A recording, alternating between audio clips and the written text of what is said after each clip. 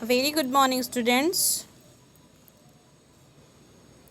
How are you? I hope you are fine. So, today we have to learn your subject. It's a common subject, family and community. Okay? So, let's start.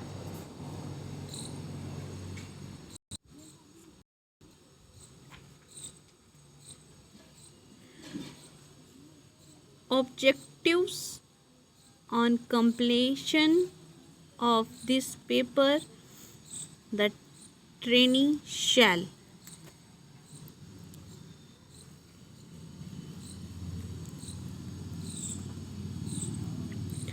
Number 1, provide information and support to families and communication towards acceptance person with mental retardation,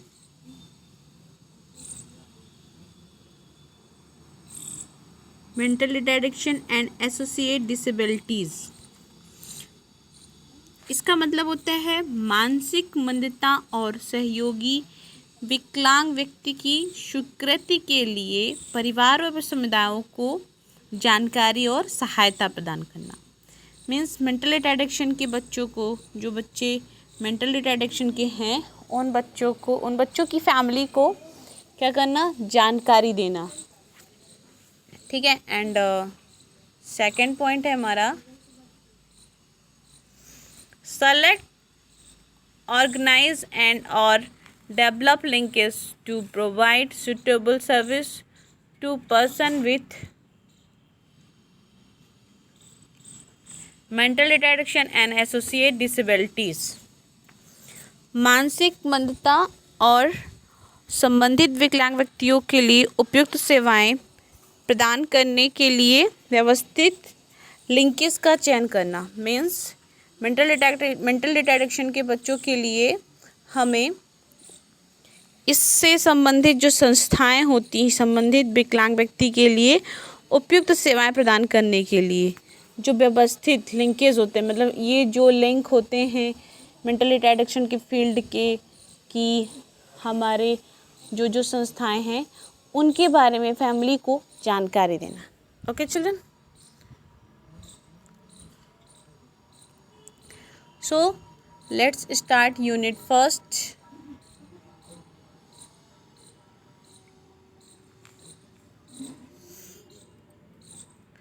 concept, definition and characterize. ठीक है। Means इसके बारे में जानना और define and characteristic. Concept, इसकी अवधारणा जानना और इसका जो भी क्वालिटी है, कैरेक्टर्स हैं इसकी, उसके बारे में जानना।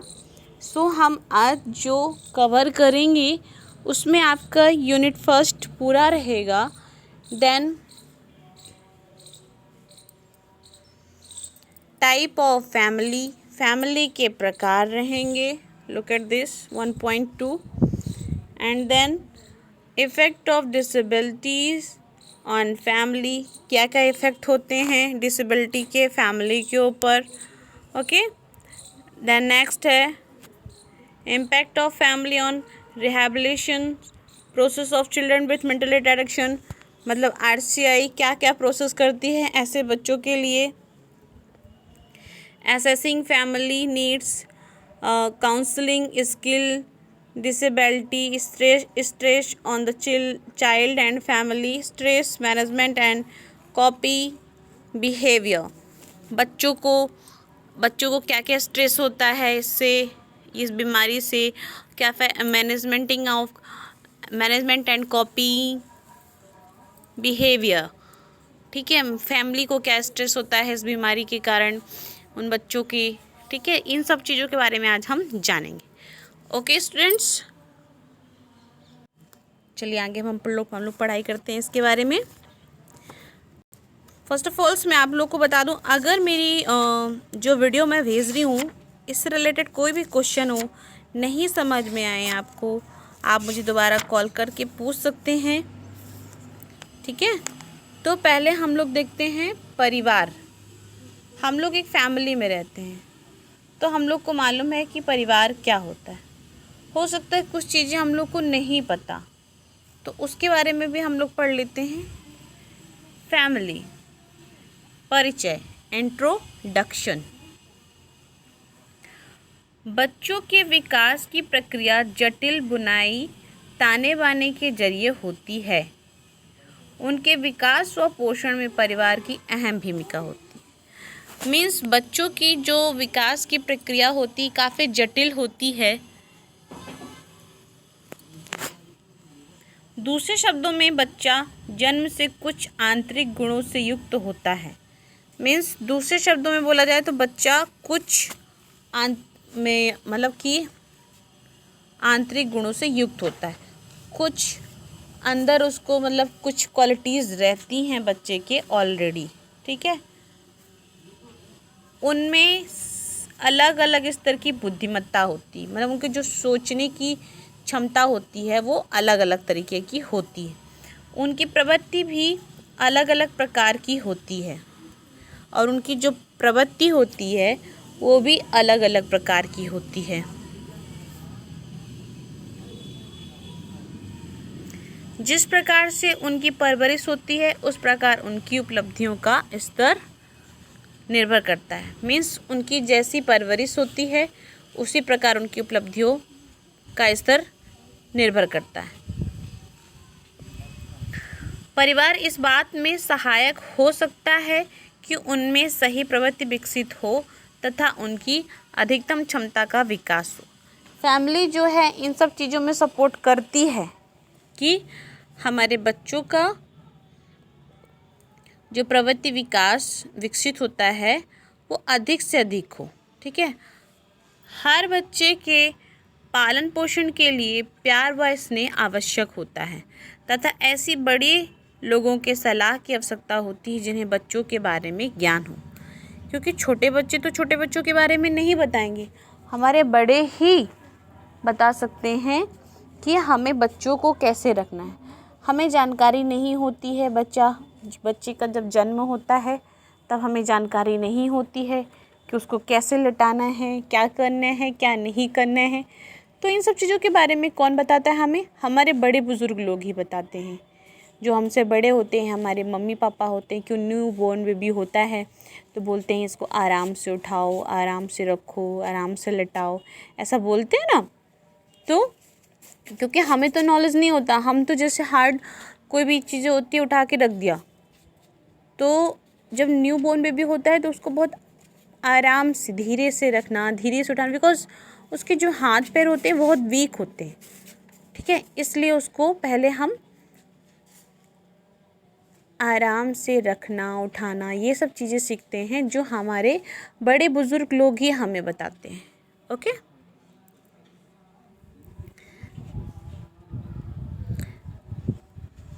फिर परिवार के द्वारा उत्पन्न वंचना व अस्वीकृति बच्चे पर विपरीत प्रभाव डालती है, और यह प्रभाव तब ज़्यादा होता है जब बच्चा दिव्यांग होता है। मीन्स परिवार की जो अस्वीकृति बच्चे पर, अगर बच्चा विकलांग है तो परिवार अगर उसको एक्सेप्ट नहीं करता है, ठीक है, बीच बीच में ताने मारता रहता है कि आपका बच्चा ऐसा है, आपका बच्चा वैसा है, ठीक है, तो उसका इफ़ेक्ट बच्चे पर पड़ता है। और तब पड़ता है जब वो किसी चीज़ में वीक होता है, जैसे उसे दिमाग कमज़ोर हो, जैसे उसके हाथ पैर कमज़ोर हो, अपना काम खुद ना कर पाए, तब बच्चों पे इफ़ेक्ट पड़ता है, क्योंकि वो तो दिव्यांग है, इसलिए बच्चों पे इफ़ेक्ट पड़ता है।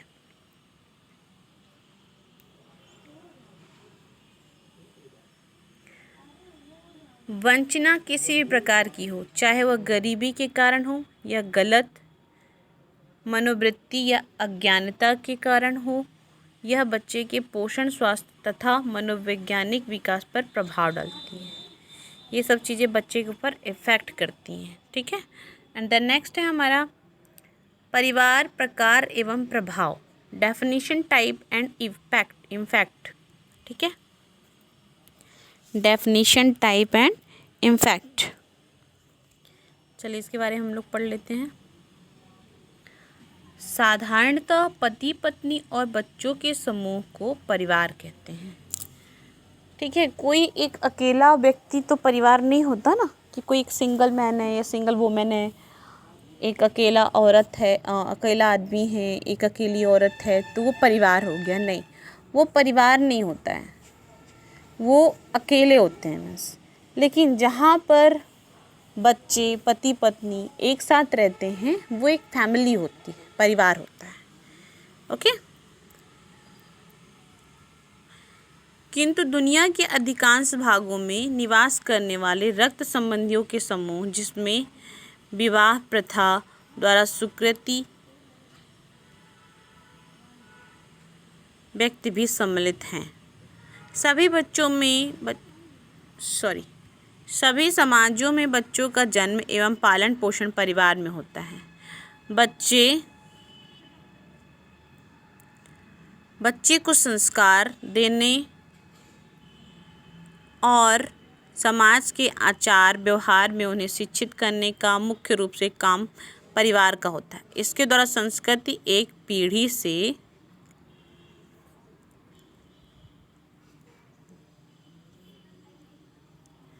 दूसरी पीढ़ी में हस्तांतरित होती है। व्यक्ति की सामाजिक मर्यादा अधिकतर समाज और परिवार से निर्धारित होती है। मीन्स बच्चे को पढ़ाना लिखाना सबसे पहले कहाँ से स्टार्ट होता है? हमारी फैमिली से स्टार्ट होता है। हमारे परिवार के लोग ही इसे बताते हैं कि आपको समाज में कैसे रहना है, कैसे उठना है, कैसे बैठना है, किससे कैसे बातें करनी, ये सब हमारे फैमिली के मेंबर, हमारे फैमिली के सदस्य लोग ही बताते हैं। ठीक है। यद्यपि रचना आकार संबंध संसार के विभिन्न प्रदेशों एवं कालों में, यद्यपि रचना आकार निबंध एवं कार्य की दृष्टि से परिवार के अनेक भेद हैं। ठीक है, परिवार के अनेक भेद भी हैं। यहाँ मैंने एक चीज़ पढ़ाई थी आपको कि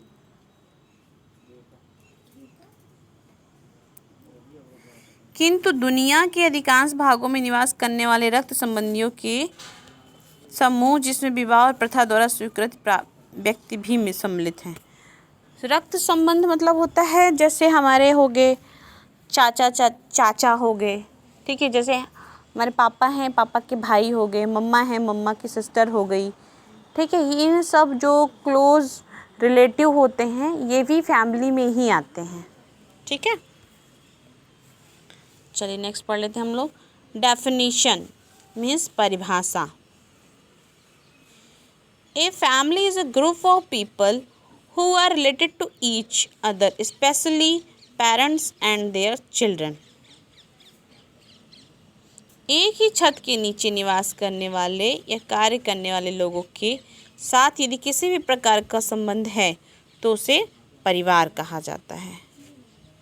ठीक है, परिवार वह है जिसमें रक्त संबंध एवं घनिष्ठ संबंध, क्लोज्ड रिलेशन हो।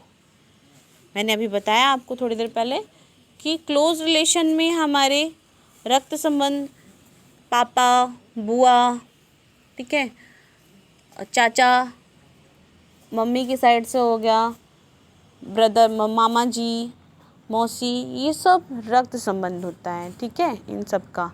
फिर उनके बच्चे, तो ये भी हम एक प्रकार की हमारी फैमिली ही है। ओके स्टूडेंट्स, अब क्या है? Type of family, types of family, family के प्रकार। ये है आपका यूनिट 1.2 टाइप्स ऑफ फैमिली। अगर आपके पास सिलेबस है तो look at this your syllabus. Okay, syllabus ज़रूर देखें आप कि मैम कहाँ से कहाँ तक का पढ़ा रही हैं, कि आपको नॉलेज रहे इस चीज़ का। कल को आप ये ना बोले कि नो मैम ये तो यूनिट हुआ ही नहीं।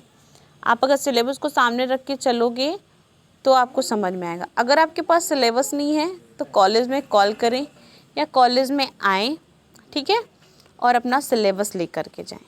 ओके, चलिए, नहीं होता है तो मैं जो सिलेबस पढ़ाऊँगी उसका पिक्चर फ़ोटो खींच के आपको सेंड कर दिया करूँगी। ठीक है, चलिए अब हम पढ़ लेते हैं फैमिली के टाइप्स के बारे में। परिवार मुख्यतः दो प्रकार के होते हैं, परंतु अनेक समाजशास्त्रियों ने कई एक स्थिति के अनुसार परिवार का वर्गीकरण किया है, जिन्हें अन्य परिवार के अंतर्गत रखा गया है। तो पहला फैमिली क्या है हमारा? एकल परिवार।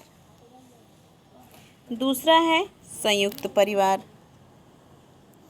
तो एकल परिवार में क्या आता है जान लेते हैं अपन।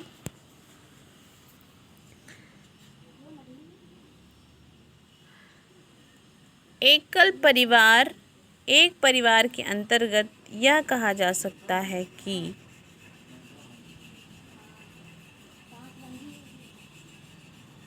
यदि किसी परिवार में पति पत्नी और उनके बच्चे जिनकी शादी नहीं हुई हो,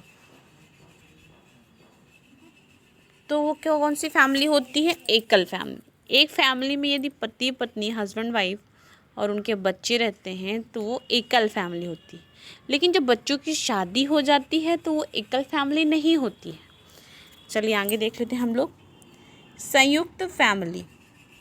संयुक्त परिवार के तात्पर्य उस परिवार से है जिसमें निकट संबंधी एवं रक्त संबंधी सम्मिलित होते हैं, जैसे माता पिता, भाई बहन, चाचा चाची, ताऊ, मामा मामी, नाना नानी आदि। एकल और संयुक्त परिवार के अलावा परिवारों के प्रकार में कुछ प्रकार के परिवार भी सम्मिलित किए जाते हैं, जो भिन्न भिन्न समाजशास्त्रों के आधार पर भिन्न भिन्न हैं। इनके कुछ निम्न प्रकार भी हैं। मीन्स इसके अलावा भी फैमिली के नियम होते हैं, जो मैं आपको बता दूं।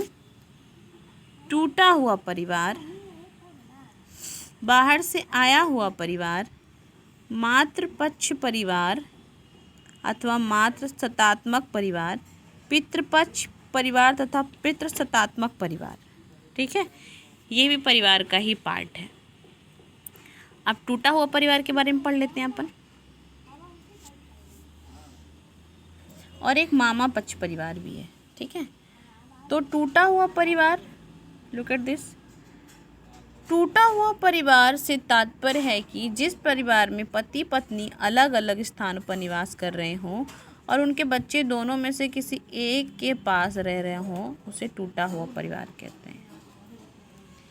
मीन्स टूटा हुआ परिवार एक तरीके का हस्बैंड वाइफ का जब डिवोर्स हो जाता है, अलग हो जाते हैं, या फिर किसी कारण बस दूर रहते हैं, आउट ऑफ इंडिया से बाहर भी रहते हैं, वाइफ कभी या फिर हस्बैंड, और उनमें से बच्चे जिसके साथ हो, ठीक है, तो वो टूटा हुआ परिवार कहलाता है। ठीक, द नेक्स्ट नंबर है नंबर 2, बाहर से आया हुआ परिवार। बाहर से आया हुआ परिवार वह परिवार कहलाता है जिसमें कोई व्यक्ति अपने जन्म स्थान को छोड़कर कहीं दूसरे परिवार के साथ अपना निवास बना लेता है, उसे बाहर से आया हुआ परिवार कहते हैं। मीन्स जहाँ उसका जन्म होता है, जैसे किसी का जन्म कोलकाता में हुआ और वो किसी जॉब के कारण, उसकी जॉब है और उसका ट्रांसफ़र राजस्थान में हो गया या मध्य प्रदेश में हो गया, तो उसको अपनी जॉब के कारण बाहर आना पड़ता है, बाहर रहना पड़ता है। कभी गवर्नमेंट क्वार्टर मिलते हैं, कभी नहीं मिलते हैं, गवर्नमेंट क्वार्टर प्राइवेट भी रहता है। तो फिर वो क्या होता है, अपने अड़ोस पड़ोस की जो फैमिली होती है उसके साथ मिक्स हो जाते हैं। तो वो हो गया हमारा बाहर से आया हुआ परिवार। ओके स्टूडेंट्स,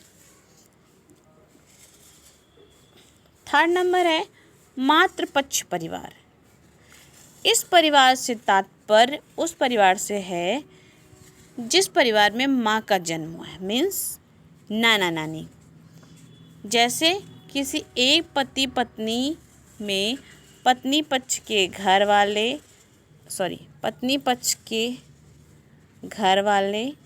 मातृपक्ष कहलाता है।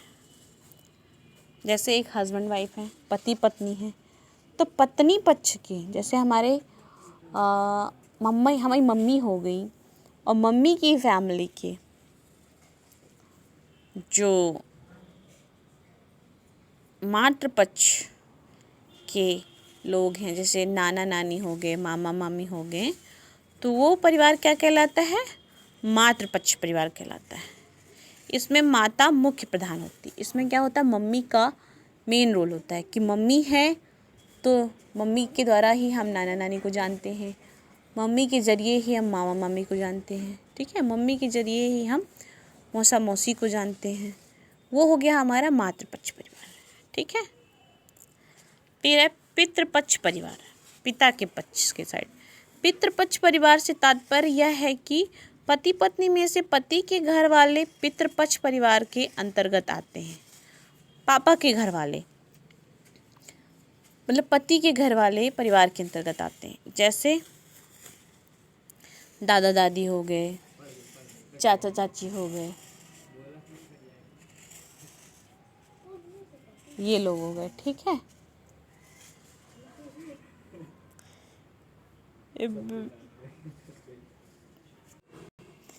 ठीक है, ये हो गया हमारा पितृपक्ष परिवार, ठीक है, समझ में आ गया। यदि इन पति पत्नी के बच्चे जो जन्म लेते हैं और पिता के घर में निवास करते हैं तथा समाज में पिता के नाम से जाने जाते हैं, और इसमें पापा का पक्ष प्रधान होता है, पितृपक्ष परिवार का रोल मेन होता है। ओके स्टूडेंट्स, अब क्या हो गया? माता पक्ष परिवार। माता पक्ष परिवार वह परिवार होता है जब पति पत्नी में से उनका बच्चा पत्नी के घर अपने परिवार के साथ निवास करने लगता है, तो उसे मामा पक्ष परिवार कहते हैं, ठीक है। यहाँ थोड़ा सा मिसप्रिंट हो गया है, यहाँ होना चाहिए आपका, यहाँ पे होना चाहिए आपका माँ, ठीक है। लुक एट दिस नंबर 5, मामा पक्ष परिवार। तो माता पक्ष परिवार वह परिवार होता है, मामा पक्ष परिवार वह परिवार होता है जब पति पत्नी में से उनका बच्चा पत्नी के घर अपने परिवार के साथ निवास करने लगता है, मतलब कि मम्मी के साथ उनके बच्चे रहने लगते हैं, तो वो परिवार मामा पक्ष परिवार कहलाता है। अब देखते हैं इम्पैक्ट जो आपका है 1.4, impact of family on relations, rehabilitation process of children with mental retardation. Open your syllabus, okay? तो इसमें प्रभाव देख लेते हैं। परिवार के लिए प्रभाविकता से तात्पर्य एकल एवं संयुक्त परिवार का प्रभाव श्रवण बाधित बच्चों के ऊपर किस प्रकार होता है। इसमें एकल परिवार में निवास करने वाले श्रवण बाधित बच्चे के ऊपर प्रभाव परिवार के सापेक्ष अलग अलग रूप में दिखाई देता है।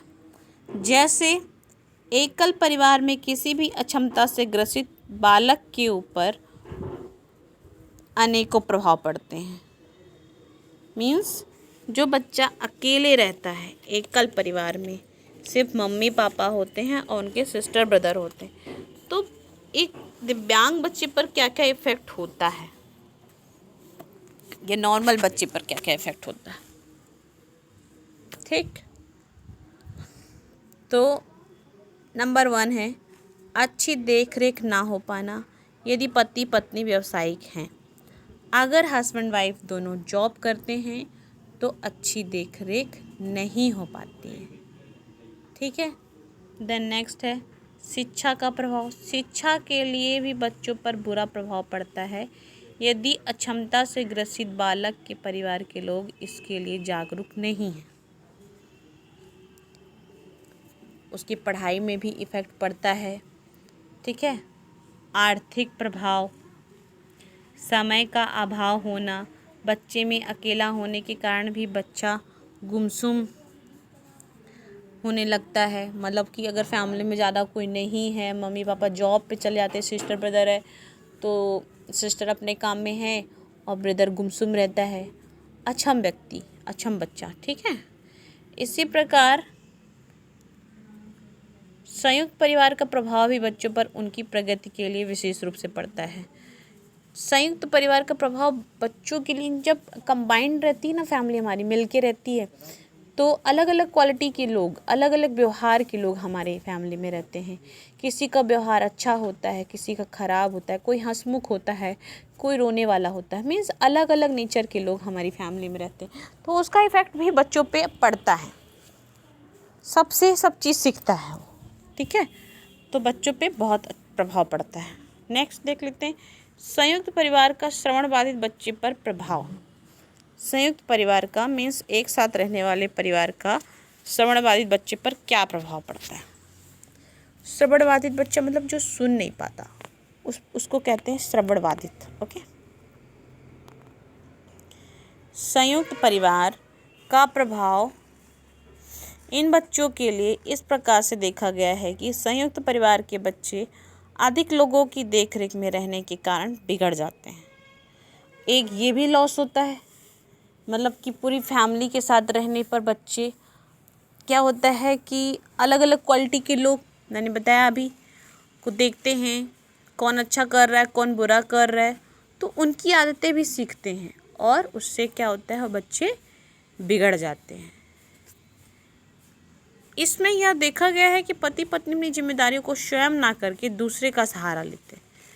अब जब क्या होता है कि फैमिली बड़ी होती है तो मम्मी पापा ये सोच लेते हैं कि दादा दादी देखेंगे, चाचा चाची देखेंगे, तो अपनी जिम्मेदारियों से दूर भागते हैं। कई कम मतलब बहुत कम ऐसे फैमिली होती हैं जहाँ बच्चों की देखरेख मम्मी पापा बहुत जिम्मेदारी पूर्ण करते हैं, बट ज़्यादातर लोग यही सोचते हैं कि लेडीज़ें अपने काम में बिज़ी रहती हैं, दादी हैं दादी देख लेंगी, दादाजी हैं दादाजी घुमा लाएंगे, ऐसे करके वो अपनी जिम्मेदारियों को सही नहीं समझते, सही तरीके से नहीं समझते हैं और दूसरे का सहारा, जिसमें संयुक्त परिवार का प्रभाव बच्चे पर दिखाई देता है, जिससे संयुक्त परिवार का प्रभाव बच्चे पर दिखाई देता है। नंबर 1, आर्थिक बोझ पड़ना, चिड़चिड़ापन होना, स्वयं पर निर्भर ना हो पाना, किसी भी कार्य को सीखने से अरुचि, परिवार के अन्य लोगों का हस्तक्षेप होना, बच्चे के किसी कार्य कौशल, समस्या, व्यवहार वाले कार्यों पर नज़र ना रख पाना। ठीक है, ये सब इफ़ेक्ट पड़ते हैं बच्चों के ऊपर और ये सच में है, क्योंकि हम लोग ये फैमिली से ही बिलोंग करते हैं, हम लोगों ने भी देखा है। ठीक है, इसलिए हम समझते हैं। ओके, संयुक्त परिवार, एकल परिवार के क्या क्या इफ़ेक्ट होते हैं, दुष्प्रभाव क्या क्या होते हैं इन लोग के। ठीक है, नेक्स्ट है हमारा परिवार सहभागिता एवं सहयोग का महत्व, important of family involvement and support. परिवार किस तरह हमें सपोर्ट करता है उसका महत्व जानना है। ठीक है, परिवार की सहभागिता एवं समर्थन श्रवण बाधित बच्चों के लिए अत्यंत महत्वपूर्ण है, क्योंकि परिवार की सहभागिता एवं समर्थन के बगैर अक्षमता से ग्रसित बच्चों या व्यक्ति का पुनर्वास करना संभव नहीं है। इसके लिए परिवार के वे सभी सदस्य जो अक्षमता से ग्रसित बालक के लिए सहभागी अथवा समर्थन करते हैं उनका होना आवश्यक है।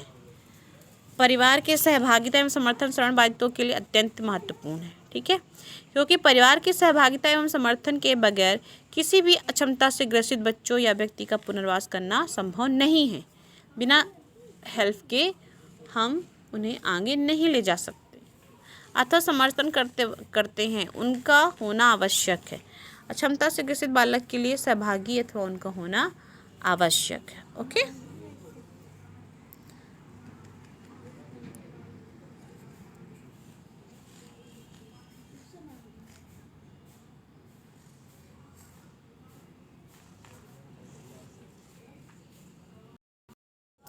तो इसमें समर्थन करते हैं उनका होना आवश्यक है। ओके,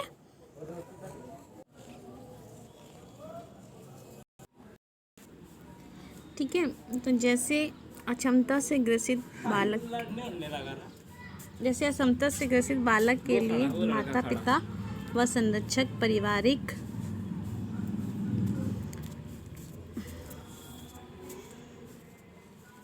चिकित्सक, फैमिली डॉक्टर, आया केयर टेकर आदि विशेष व्यावसायिक, विशेष physiotherapist, speech therapist, psychologist, audiologist, बहुउद्देशीय टीम के व्यावसायिक।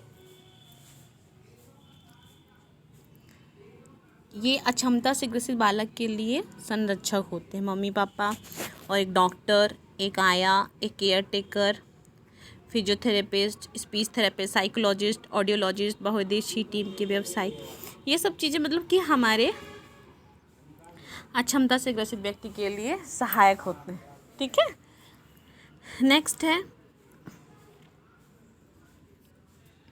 उपर्युक्त व्यावसायिकों का समर्थन एवं सहभागिता परिवार को सबसे महत्वपूर्ण सूचनाएं प्रदान करता है, क्योंकि विशेष व्यावसायिकों के साथ अक्षमता से ग्रसित बालक कुछ समय ही व्यतीत करता है, बाकी का पूरा समय बच्चा अपने परिवार के साथ व्यतीत करता है।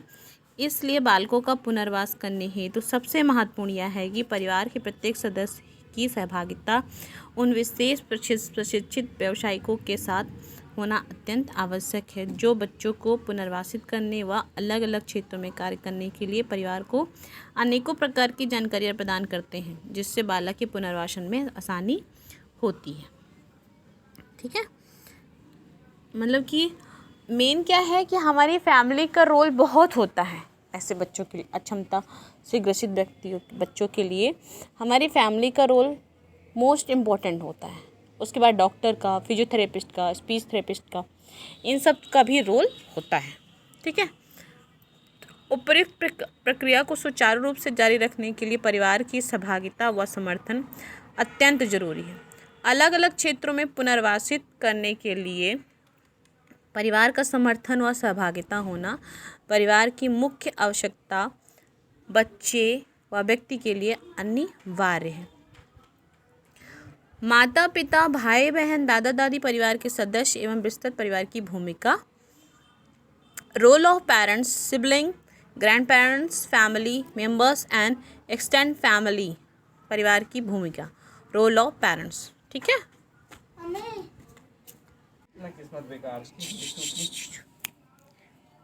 ठीक है, तो परिवार के संदर्भ में अभिभावक की भूमिका श्रवण बाधित बच्चे या किसी भी अक्षमता से ग्रसित बालक के लिए बहुत महत्वपूर्ण होती है। फैमिली का रोल मोस्ट होता है, क्योंकि बिना अभिभावक की अनुमति के कोई भी विशेष प्रशिक्षित व्यावसायिक बच्चे के संदर्भ में काम करने के लिए तैयार नहीं होगा। जब तक पेरेंट्स उन्हें परमिशन नहीं देगा कि हमारे बच्चे को कैसे ट्रीट करना है, तो कोई भी बिना परिवार की अनुमति के उन्हें ट्रीटमेंट नहीं दे पाएगा। यदि अक्षमता से ग्रसित बालक को पुनर्वासित करना है किसी भी क्षेत्र में, तो अभिभावक की भूमिका अत्यंत महत्वपूर्ण है तथा यह भी आवश्यक है कि प्रत्येक क्रियाकलाप में अभिभावक को शामिल किया जाए। मीन्स उनका ट्रीटमेंट दो तो पेरेंट्स सामने रहें, अभिभावक लोग रहें कि हाँ बच्चे को कैसे ट्रीट किया जा रहा है, क्योंकि किसी भी व्यक्ति के साथ बच्चा एक निश्चित समय के लिए ही रहता है। किसी भी बच्चे के किसी भी व्यक्ति के साथ बच्चा एक निश्चित समय के लिए ही रहता है। ओके, बाकी का संपूर्ण समय बालक अपने अभिभावक के साथ व्यतीत करता है, इसीलिए अभिभावक का होना जरूरी है। ठीक है, इसलिए अक्षमता से ग्रसित व्यक्ति की अभिभावक की भूमिका उसके पुनर्वास के लिए सबसे महत्वपूर्ण रखती है। नेक्स्ट है दादा दादी, ग्रैंड पेरेंट्स। परिवार की भूमिका में अक्षमता से ग्रसित बालकों के लिए माता पिता के अलावा परिवार के बुजुर्ग लोगों की भी भूमिका अत्यंत महत्वपूर्ण है। जो सीख के जाएं वो दादा दादी को बताएं, तो दादा दादी भी बच्चे को अक्षमता से ग्रसित बच्चे को आगे ले जाने में महत्वपूर्ण भूमिका निभाते हैं, क्योंकि जब अक्षमता से ग्रसित बालक के माता पिता व्यावसायिक होते हैं, मीन्स वो नौकरी वाले होते हैं, व्यावसायिक होते हैं, तो उनके पास बच्चे के लिए देख रेख के लिए समय की कमी होती है। तो उनके पास समय की कमी होती है, वो बच्चे को अच्छे से देख रेख बच्चे की नहीं कर सकते। इस स्थिति में परिवार के बुजुर्ग लोगों की भूमिका क्षमता से ग्रसित बालक के पुनर्वास में अत्यंत महत्वपूर्ण रखती है। परिवार के सदस्य, फैमिली मेंबर्स, परिवार के सदस्यों की भूमिका श्रवण बाधित बालकों के प्रति सबसे महत्वपूर्ण होती है, क्योंकि केवल एक व्यक्ति जब किसी एक ही कार्य को एक ही समय पर निश्चित समय तक कार्य करता है तो वह सदस्य उस कार्य से अपनी जिम्मेदारी से पीछे हटने लगता है। मतलब कंटिन्यू अगर कोई भी मेंबर है कंटिन्यू अगर किसी की देख रेख कर रहा है तो अपने कार्य से थोड़ी देर के लिए हटना चाहता है, बोर हो जाता है। ठीक है, एक दो दिन तो बहुत अच्छा लगता है कि चलो हम इसका ट्रीटमेंट करेंगे, चलो हम इसकी देख रेख करेंगे, पर धीरे धीरे अपनी जिम्मेदारी से भागने लगता है। तो वह उस सदस्य उस कार्य से अपनी जिम्मेदारी से पीछे हटने लगता है। इसलिए परिवार के सदस्यों को यह चाहिए कि अक्षमता से ग्रसित बालक या व्यक्ति को आने वाली समस्याओं से छुटकारा परिवार के प्रत्येक सदस्य के द्वारा दिलाया जा सके। परिवार सम्मत मतलब हर एक फैमिली मेम्बर को बताएं कि इसको अगर कोई प्रॉब्लम होती है तो आपको कैसे इसका निवारण करना है। ओके स्टूडेंट्स, फिर है परिवार विस्तृत परिवार की भूमिका, रोल ऑफ एक्सटेंडेड फैमिली। परिवार बढ़ाने से तात्पर्य परिवार के लोगों की सोच एवं जागरूकता बढ़ाने से है। यदि परिवार की सोच बदल जाने से अक्षमता से ग्रसित बालक या व्यक्ति के विकास में सकारात्मक या नकारात्मक गुणों का विकास होता है। यदि परिवार की सोच सकारात्मक है तो अक्षमता से ग्रसित बालक में पुनर्वास की प्रक्रिया आसान हो जाती है। यदि परिवार के सदस्यों की सोच मिलती जुलती रहती है तो पुनर्वास की प्रक्रिया अत्यंत धीमी हो जाती है।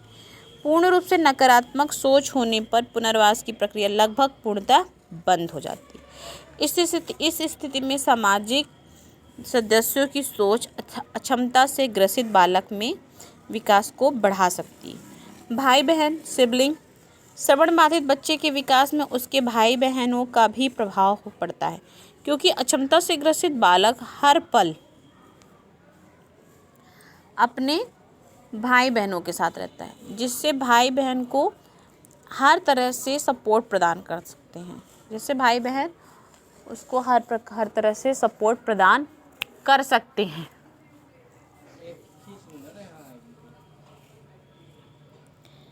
ठीक है, जिससे पुनर्वास की प्रक्रिया को आसान बनाया जा सकता है। परिवार सशक्तिकरण हेतु परामर्श एवं निर्देशन, family empowerment, counselling and guidance.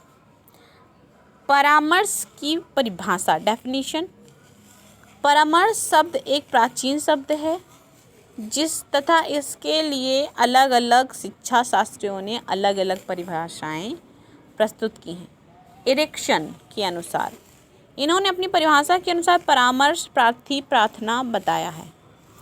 एक परिभाषा साक्षात्कार व्यक्ति का संबंध है जिसमें एक व्यक्ति अपने समस्याओं तथा आवश्यकताओं को लेकर दूसरे व्यक्ति के पास सहायता के लिए जाता है। कार्ल रोजर्स के अनुसार इन्होंने अपनी परिभाषा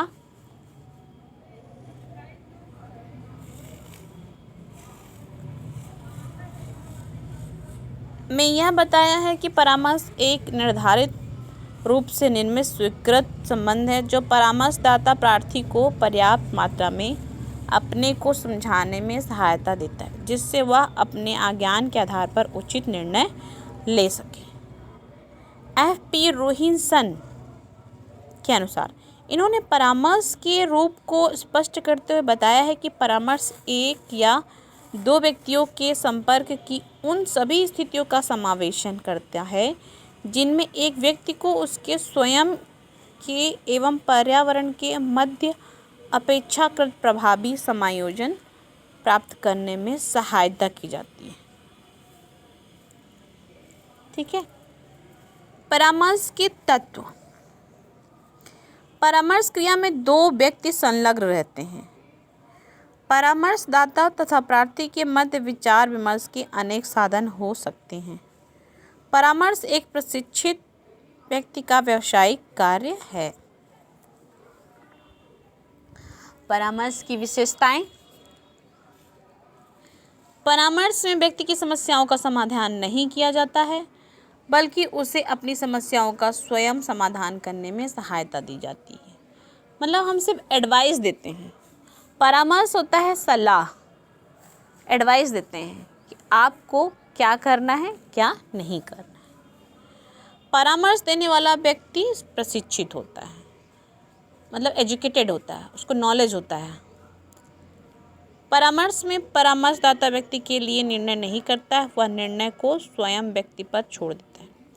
मीन्स वो कोई भी निर्णय नहीं लेता कि क्या करना है क्या नहीं, वो सिर्फ एक सजेशन दे करके छोड़ देता है कि आपको क्या करना है। परामर्श की क्रिया उस समय समाप्त हो जाती है जब परामर्शदाता व्यक्ति को किसी निर्णय में पहुंचाने में सहायता देता है। परामर्श की प्रक्रिया में दो व्यक्तियों का संबंध होता है। यदि दो से अधिक व्यक्ति हों तो उसे परामर्श नहीं कहा जाता। ओके। परामर्श के प्रकार। परामर्श के मुख्यतः 3 प्रकार होते हैं: निर्देशीय परामर्श, अनिर्देशीय परामर्श, समन्वित परामर्श। निर्देशीय परामर्श में विल द एंड्रयू ने अपनी पुस्तक में कुछ धारणाएं प्रस्तुत की हैं। इस परामर्श में अधिक योग्य परामर्शदाता प्रशिक्षित तथा अनुभवी होने के कारण अच्छी राय दे सकता है, तथा परामर्श के लिए यह भी बताया है कि यह एक बौद्धिक प्रक्रिया है जो साक्षात्कार के समय किसी समस्या या उससे संबंधित समाधान पर केंद्रभूत आधारित करना किया जा सकता है। अनिर्देशीय परामर्श या परामर्श प्रार्थी केंद्रीय है तथा इसके जन्मदाता कार्ल रोजर को माना जाता है। इस प्रक्रिया के लिए इन्होंने बताया कि परामर्शदाता इस प्रकार का वातावरण उत्पन्न करता है कि परामर्श प्राप्तकर्ता समस्या का समाधान स्वयं तलाश कर सके तथा अपनी भावनाओं को स्वतंत्रतापूर्वक व्यक्त कर सके, और परामर्शदाता को अधिक से अधिक कम से कम, जैसा कि परामर्शदाता चाहता है, बोलने का समय भी प्रदान किया जाए। नेक्स्ट है समन्वित परामर्श। इस प्रकार का परामर्श निर्देशित एवं अनिर्देशित परामर्श के सिद्धांतों पर आधारित है, इसलिए इसे निर्देशित एवं अनिर्देशित परामर्श का मिश्रित सिद्धांतों पर आधारित परामर्श कहा जाता है। ठीक है। अब परिवार, फैमिली, इसकी डेफिनेशन क्या है? आगवर्ण और निमकाक के अनुसार यह पति पत्नी का स्थायी संबंध है जिसमें संतान हो ना हो अथवा स्त्री पुरुष संतान के समान हो। DM मंजुमदास के अनुसार परिवार व्यक्तियों का एक ऐसा समूह है जो एक घर में एक छत के नीचे रहता है जिसमें रक्त संबंध हो, जो आवाज़ एवं कार्य में पारस्परिक संबंध जुड़े रहते हैं। अरस्तु के अनुसार मनुष्य की दैनिक आवश्यकताओं को पूरा करने के लिए विकृति द्वारा स्थापित संस्था को परिवार कहते हैं। अब इसमें एक स्ट्रक्चर बना सकते हैं आप लोग, जैसे ये बना हुआ है। स्ट्रक्चर के बहुत नंबर मिलते हैं, मतलब फुल मार्क्स मिलते हैं, कटते नहीं। पड़ोसी, वयस्क जो बच्चे के संपर्क में हैं, माता पिता, फिर परिवार, भाई बहन, दादा दादी, चाचा चाची। ओके। इम्पैक्ट, प्रभाव। संयुक्त परिवार का श्रवण बाधित बच्चों पर पड़ने वाला सकारात्मक प्रभाव, मतलब संयुक्त परिवार का बच्चों पर सकारात्मक प्रभाव कैसे पड़ता है। परिवार में दादा दादी तथा अन्य लोगों के अब अनुभव द्वारा बालकों की दिव्यांगता की शीघ्र पहचान संभव हो जाती है। बालकों को समय समय पर डॉक्टरों के पास ले जाने के लिए कोई न कोई सदस्य उपस्थित होते हैं। ठीक है। ये भी बेनिफिट है। अगर हम फैमिली के साथ रह रहे हैं, अगर मम्मी पापा नहीं हैं तो कोई ना कोई मेंबर अवेलेबल रहता है तो उससे हेल्प मिलती है। ठीक है, अगर कोई बीमार होता है। नेक्स्ट है, इस प्रकार के परिवार में यदि बालक के माता पिता बेरोजगार भी होते हैं तो धन की समस्या नहीं होती। अगर फैमिली ज्वाइंट होती है तो धन की प्रॉब्लम नहीं होती। जैसे मम्मी पापा के पास कोई काम नहीं है तो वो चाचा चाची से भी ले सकते हैं, दादा दादी से भी ले सकते हैं कि भाई अभी दे दो, बच्चे की तबीयत ठीक नहीं है। ठीक है, तो धन की कमी नहीं होती। नंबर 4, बालक की शिक्षा के लिए संयुक्त परिवार में बहुत से सदस्यों का सहयोग प्राप्त हो जाता है। नंबर 5, संयुक्त परिवार में सदस्यों की संख्या ज़्यादा होने से उनसे संबंधित लोगों की संख्या भी ज़्यादा होती है, जिसके द्वारा सरकार के माध्यम से चलाए जा रहे कार्यक्रम, सुविधा तथा रियासतों की जानकारी बालक को प्राप्त हो जाती है तथा बालक को सुविधाएं प्रदान करने में सहायता कराते हैं। नेक्स्ट है संयुक्त परिवार का श्रवण बाधित बच्चों पर पड़ने वाला नकारात्मक प्रभाव। मतलब अभी तो क्या पॉजिटिव था, सकारात्मक, अब निगेटिव क्या क्या इफेक्ट पड़ते हैं। इस प्रकार के परिवार में प्राय एक दूसरे पर जिम्मेदारी डालने की प्रक्रिया देखी जाती है। मतलब आज हम नहीं करेंगे, आप कर लो, आज वो नहीं करेगा, वो कर लो, ऐसे। नंबर 2, इसमें परिवार के सदस्यों की संख्या अधिक होने से बदहाली का सामना करना पड़ता है। मतलब कि आज उसकी टर्न है, टर्न बाय टर्न। नंबर 3, बड़ा परिवार होने की वजह से कई प्रकार के कार्य जो श्रवण बाधित बच्चों के लिए महत्वपूर्ण हैं वो आपस में टाल दिए जाते हैं कि हाँ वो कर लेगा ऐसे करके टाल दिए जाते हैं। ठीक है।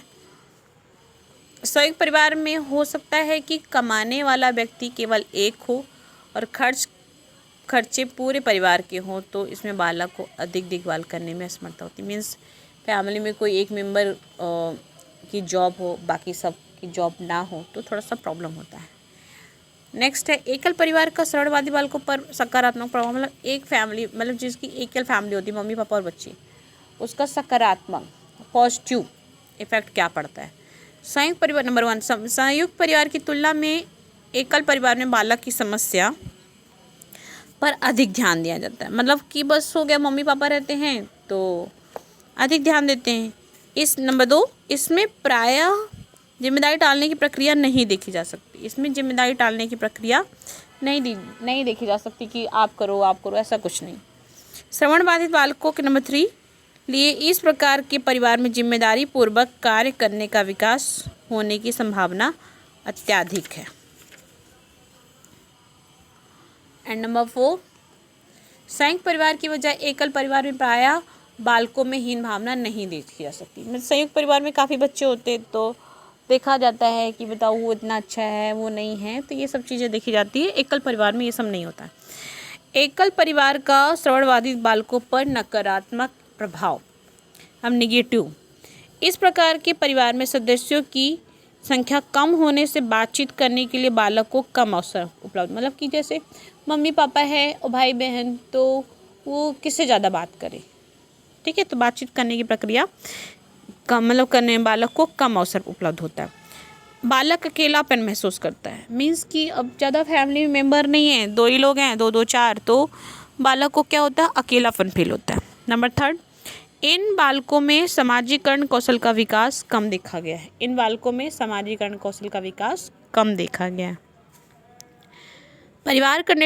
परिवार का नेटवर्क छोटा होने से उन्हें प्रायः विशेष शिक्षा तथा सहायक सेवा के बारे में जानकारी नहीं मिल पाती है या देर से मिलती है। ओके, क्योंकि फैमिली छोटी होती है, फैमिली बड़ी होती है तो कोई ना कोई इन्फॉर्मेशन दे ही देता है। नंबर 5, बालकों को सामाजिक सुरक्षा नहीं मिलती है। ओके, नेक्स्ट है सूचित विकल्प के लिए आवश्यकता, नीड ऑफ इन्फॉर्मेड चॉइस।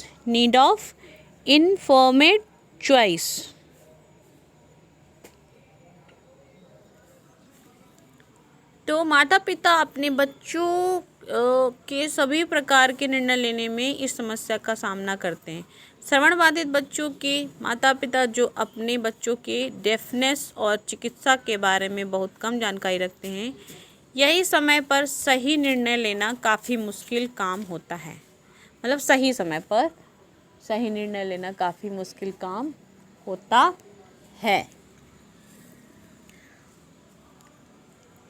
भाग दौड़ और तनाव भरी जिंदगी में आप कैसे सही निर्णय लेते हैं। सूचित विकल्प क्यों आवश्यक है। Why is informed choice important. श्रवण बाधित बच्चों के लिए सूचित विकल्प बहुत महत्वपूर्ण है। श्रवण बाधित बच्चों के माता पिता हमेशा इस समस्या का सामना करते हैं जब उनके सामने एक से अधिक विश्वसनीय विकल्प होते हैं। बीते हुए समय में माता पिता इस प्रकार की जानकारियों के लिए जिस जगह पर रहते थे उस पर निर्भर रहते थे अथवा अपने सेवा प्रदाता पर निर्भर रहते थे। सूचित विकल्प इन्फॉर्मेड चॉइस शब्द निर्णय प्रक्रिया से संबंधित है। माता पिता को उनके विकल्पों के बारे में बताना पर्याप्त नहीं है। अभिभावक की आवश्यकता क्या है? कभी कभी अपनी आवश्यकता की पसंद उस क्षेत्र और राज्य में उपलब्ध नहीं होती है। उस समय पर आप अपने सही विकल्पों का चुनाव कर सकते हैं। सूचित विकल्प का बोध अंडरस्टैंडिंग ऑफ इन्फॉर्मेड चॉइस। सूचना पसंद का आशय यह है कि सभी माता पिता स्वयं के द्वारा अपने बच्चे और परिवार के लिए सही निर्णय लें। प्रत्येक परिवार एक दूसरे से भिन्न होता है, मीन्स अलग अलग होता है, इसलिए सभी आवश्यकताएं भी अलग अलग, इसलिए उनकी नीड्स भी अलग अलग होती हैं। इसका मतलब यह नहीं है कि आप अपना निर्णय स्वयं ले लें। इसमें व्यवसायी और कम से कम 2 विशेषज्ञ होने चाहिए जो आपके बच्चे की आवश्यकता को समझ सकें। इस प्रकार से आपके निर्णय लेने में व्यवसायिकों की महत्वपूर्ण भूमिका होती है। तुलना के विकल्प कंपेयरिंग ऑप्शन। विकल्प क्या है? यदि मैं कुछ नहीं करता तो क्या होगा? प्रत्येक विकल्प के संभव फायदे और जोखिम। यह निर्णय मेरे बच्चे में कैसा प्रभाव डालेगा? यह निर्णय मेरे परिवार में कैसा प्रभाव डालेगा? निर्णय लेने में मैं पर्याप्त जानकारी रखता हूँ। निर्णय लेने में कठिनाई मेकिंग डिसीजन इज़ डिफ़िकल्ट। हमेशा सही निर्णय लेना संभव नहीं है। इसके लिए अपने क्षेत्र में व्यवसायी कुशल होते हैं, लेकिन किसी अन्य की अपेक्षा आप अपने बच्चे और स्थितियों के बारे में बेहतर जानते हो। आप में भरोसा रखो। यदि एक ही समय में अधिक जानकारी लेना चाहते हो तो व्यवसायियों से इसकी मदद ले सकते हैं। निर्णय लेने से पहले अपने आप से पूछें। Before making a decision ask yourself. अपने आप से पूछिए आप, क्या मैं उन सभी विकल्पों के बारे में जानता हूँ? यदि मेरे क्षेत्र में विकल्प उपलब्ध नहीं है तो मेरा व्यवसायी ईमानदारी पूर्वक इसकी जानकारी उपलब्ध कराएगा कि इसके बारे में मुझे क्या करना चाहिए। ये सारे क्वेश्चन आपको खुद पूछने अपने से। क्या दूसरे उपलब्ध स्रोतों के बारे में मुझे पूरी जानकारी है? इसके बारे में हमने परिवार से चर्चा कर ली। मतलब ये सब चीज़ें आपको अपने आसपास के एटमॉस्फेयर से, लोगों से पूछना है, ठीक है। तो ये हमारा फर्स्ट यूनिट कंप्लीट हुआ और यहाँ कुछ क्वेश्चन आंसर है, जैसे परिवार की परिभाषा, अर्थ, प्रकार एवं संरचना को समझाइए। श्रवण बाधित बच्चे के विकास पर संयुक्त परिवार का प्रभाव को बतलाइए। परिवार सशक्तिकरण हेतु परामर्श एवं निर्देशन क्यों आवश्यक है। संयुक्त परिवार का श्रवण बाधित बच्चों पर पड़ने वाला नकारात्मक प्रभाव को समझाइए। माता पिता, भाई बहन, दादा दादी, परिवार के सदस्य एवं विस्तृत परिवार की भूमिका को समझाइए।